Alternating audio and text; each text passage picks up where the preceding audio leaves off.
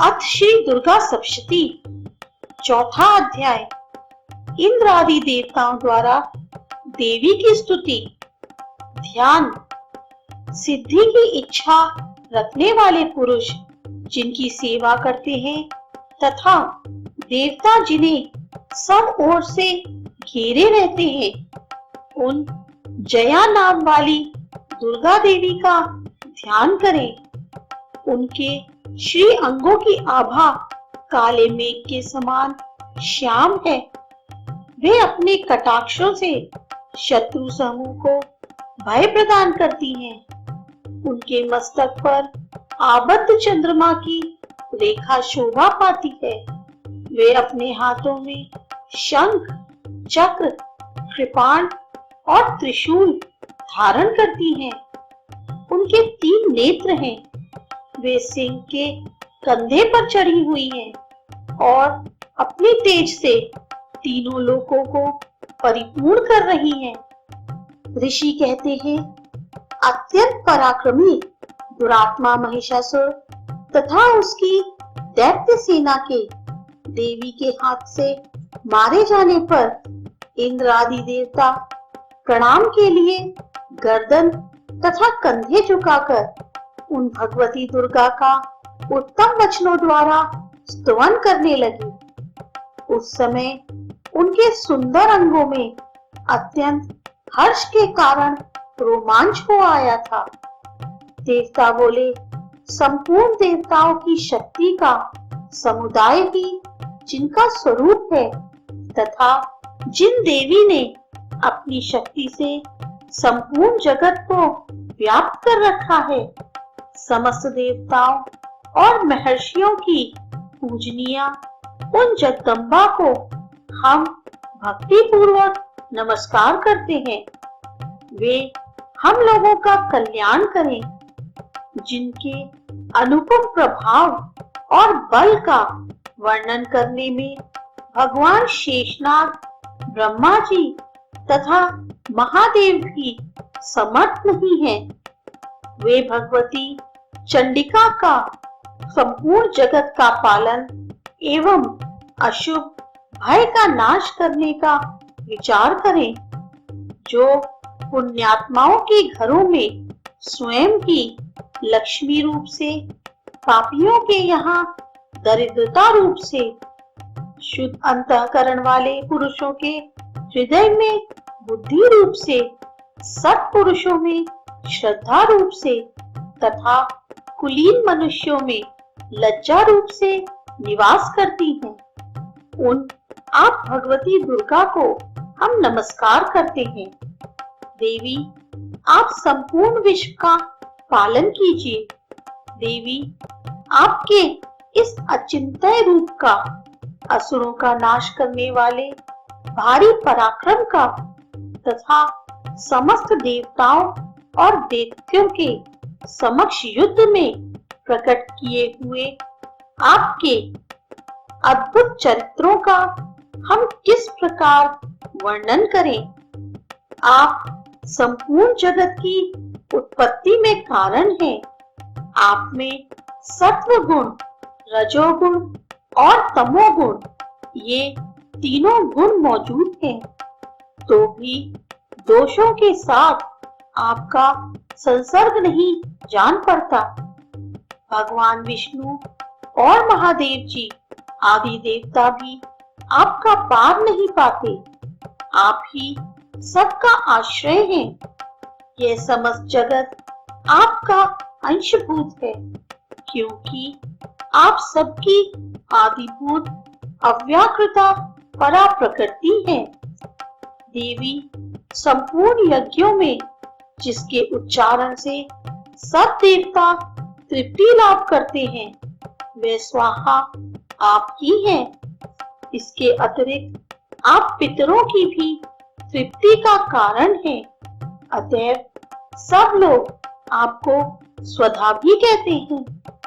देवी, जो मोक्ष की प्राप्ति का साधन है, अचिंत्य महाव्रत स्वरूपा है, समस्त दोषों से रहित, जीतेंद्रिय, तत्व को ही सार वस्तु मानने वाले तथा मोक्ष की अभिलाषा रखने वाले मुनिजन जिसका अभ्यास करते हैं, वे भगवती पराविद्या आप ही हैं। आप शब्द स्वरूपा हैं। अत्यंत निर्मल ऋग्वेद, यजुर्वेद तथा उद्गीत के मनोहर पदों के पाठ से युक्त सामवेद का भी आधार आप ही हैं। आप देवी, त्रयी और भगवती हैं। इस विश्व की उत्पत्ति एवं पालन के लिए आप ही वार्ता के रूप में प्रकट हुई हैं। आप संपूर्ण जगत की घोर पीड़ा का नाश करने वाली हैं। देवी, जिससे समस्त शास्त्रों के सार का ज्ञान होता है, वह मेधा शक्ति आप ही है। दुर्गम भव सागर से पार तारने वाली नौका रूप दुर्गा देवी भी आप ही हैं। आपकी कहीं भी आसक्ति नहीं है।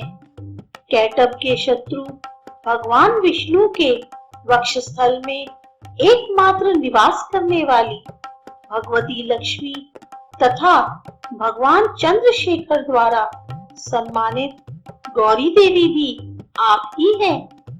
आपका मुख मंद मुस्कान से सुशोभित निर्मल पूर्ण चंद्रमा के बिंब का अनुकरण करने वाला और उत्तम सुवर्ण की मनोहर कांति से कमनीय है, तो भी उसे देखकर महिषासुर को क्रोध हुआ और सहसा उसने उस पर प्रहार कर दिया। यह बड़े आश्चर्य की बात है। देवी, वही मुख जब क्रोध से युक्त होने पर उदय काल के चंद्रमा की भांति लाल और तनी हुई भौहों के कारण विकराल हो उठा, तब उसे देखकर जो महिषासुर के प्राण तुरंत नहीं निकल गए, यह उससे भी बढ़कर आश्चर्य की बात है, क्योंकि क्रोध में भरे हुए यमराज को देखकर भला कौन जीवित रह सकता है। देवी, आप प्रसन्न हो।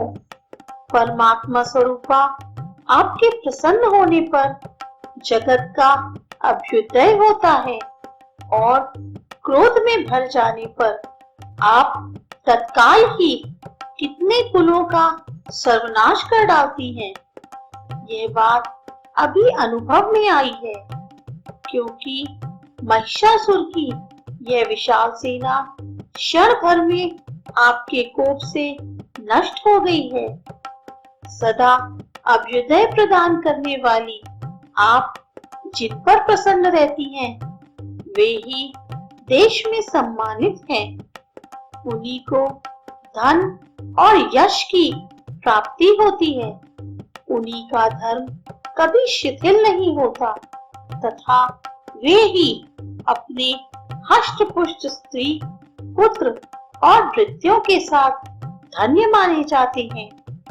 देवी, आपकी ही कृपा से पुण्यात्मा पुरुष प्रतिदिन अत्यंत श्रद्धा पूर्वक सदा सब प्रकार के धर्मानुकूल कर्म करता है और उसके प्रभाव से स्वर्गलोक में जाता है। इसलिए आप तीनों लोकों में निश्चय ही मनोवांछित फल देने वाली हैं।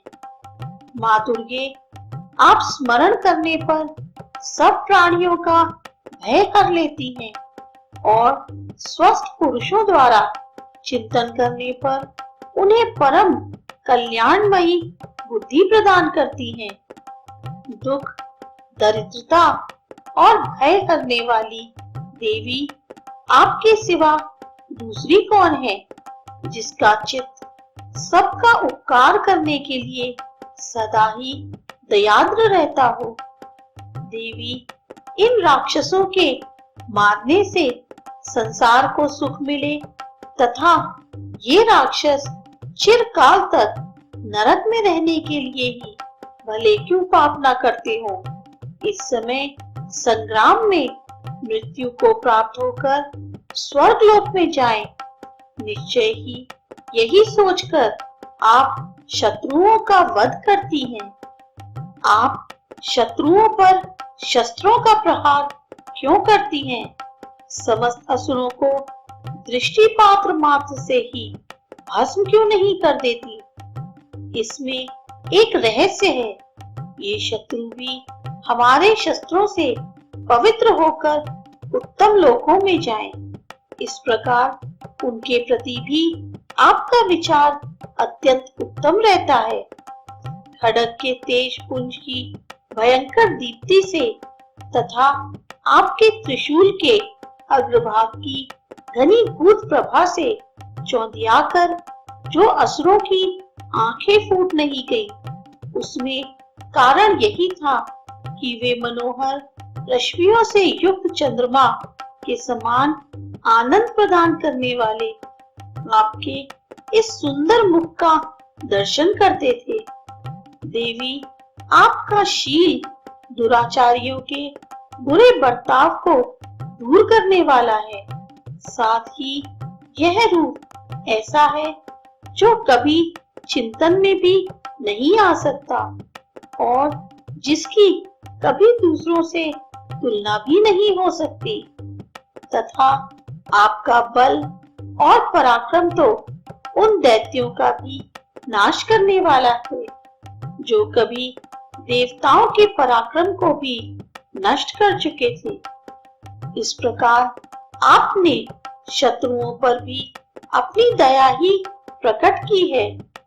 वरदायिनी देवी, आपके इस पराक्रम की किसके साथ तुलना हो सकती है? तथा शत्रुओं को भय देने वाला एवं अत्यंत मनोहर ऐसा रूप भी आपके सिवा और कहाँ है? हृदय में कृपा और युद्ध में निष्ठुरता, ये दोनों बातें तीनों लोकों के भीतर केवल आप में ही देखी गई हैं।